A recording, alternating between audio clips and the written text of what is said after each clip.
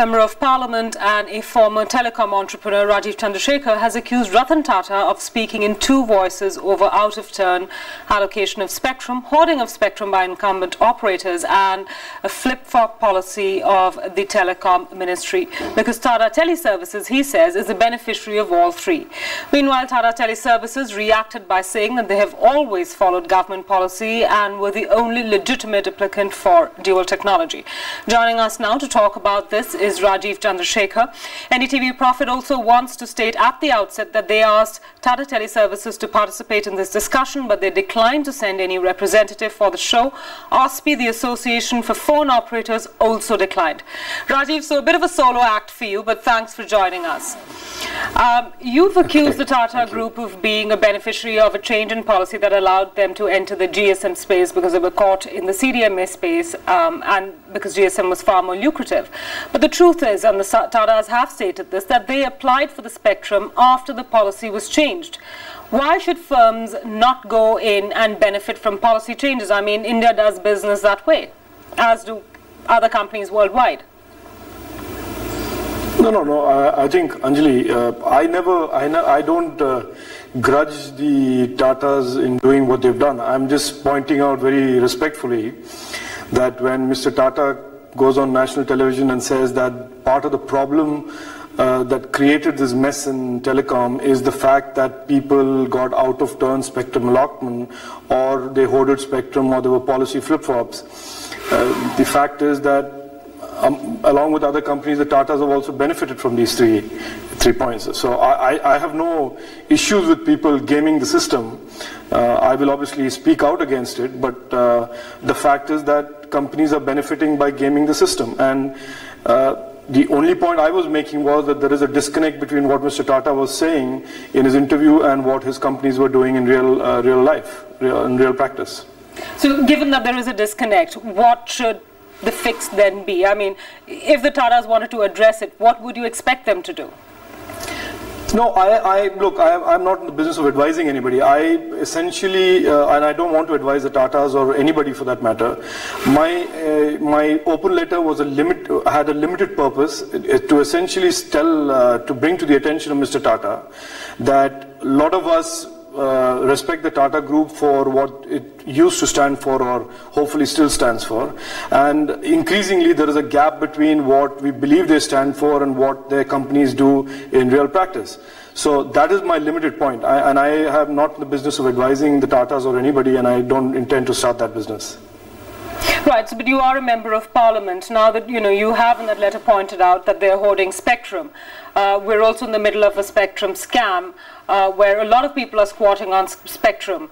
As a member of Parliament, what would you fight for if you wanted it to be an equitable policy for all? Look, Anjana, I think that is the question that I would like to answer. Clearly, we are all aware of, and your program just earlier in the program talked about Kaushik Basu saying that auctions are the best way of transferring government and public assets into private hand. We have to move from this dysfunctional, confusing situation to a very simple, more transparent regime where spectrum can only be given by the government through a process of transparent auction.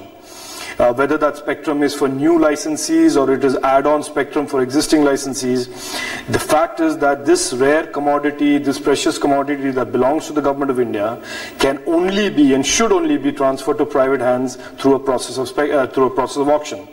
So that is what I would advocate. That is what many people have been advocating for many years, and hopefully now, given all of this angst and pain and shame that has been brought on the nation, we will now move to a regime that will enable that.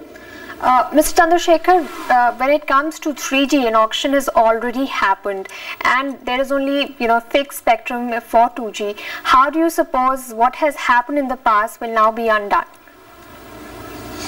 No, look, Anisha, there is a duty now on the government of India's part, and we should not forget this, that they have to repair and reverse the damage that has been pointed out by the CAG. The government of India owes it to the people of India to recover that spectrum or to recover the monies that has been lost. And that has been pointed out. This is not my personal view, nor is it anybody's personal view. This is a point that has been pointed out by the statutory auditor to the Government of India, the CAG. So the focus is to get that money back. And there are, and I have written a letter recently to the Prime Minister, there are very easy, simple ways of bringing it back. There are ways of getting the spectrum back and re-auctioning it. There are ways of asking the licensees to pay more for the spectrum. And there are ways of imposing a windfall capital gains tax of those who have made a lot of money on this. So there are ways to do this. But what I am not seeing from the government is a determination to go out there and do what is, in my opinion, their moral obligation given the scam. Right. You know, in your letter you've also hinted, and I'm talking about the letter that you've written to Mr. Tata, you've also hinted that the appointment of a former TRAI gentleman as consultant to Tata was mysterious.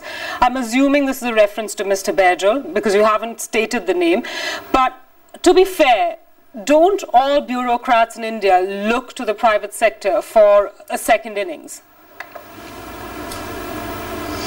No, look, Anjali, the point here is in the context of Tata's. You know, I would not have a problem if this was a normal Indian company that, you know, there are so many Indian companies that go out and hire bureaucrats or promise bureaucrats job, get some benefit from them and then hire them when they retire. That's fine. That's par for the course for many, many Indian companies and, you know, more power to them. But I am talking to the Tatas, and the Tatas really, you know, I don't expect, I mean, I'm speaking for myself, this open letter is from me. I would not expect the Tatas to go out there and hire somebody who has clearly been in the middle of, you know, very, very contentious and very controversial decisions and make him their consultant. I mean, this is my personal view. I would have expected a lot more than that from the Tatas. Rajiv Chandrasekhar, thank you so much for joining us today.